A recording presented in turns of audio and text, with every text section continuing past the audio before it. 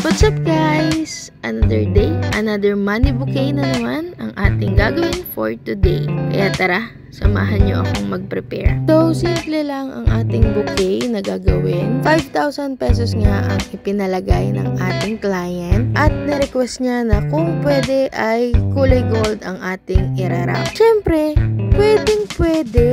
Kahit anong kulay pa yan, kahit kulay lumot pa, basta may mahanap tayong ganon, go na go.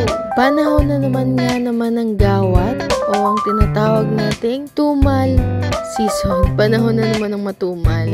Kaya sa mga kapwa namin business owners, small business owners, kapit lang tayo, laban lang tayo. Darating din ulit yung araw na makakabawi tayo. Sa ngayon, tuloy-tuloy lang. Kahit minsan walang order, kahit pa isa-isa lang, ilaban natin. Pasasaan ba't matatapos din ito at magiging malakas na ulit ang benta natin. Kaya sa mga gusto ring mag-order, message nyo lang po ang Talabas Food Corner Herona Tarlac and we will be happy to answer all your queries. At sa mga naghahanap po ng aming updated menu or price list, kindly message us po. Yan lamang po. Maraming salamat sa panonood.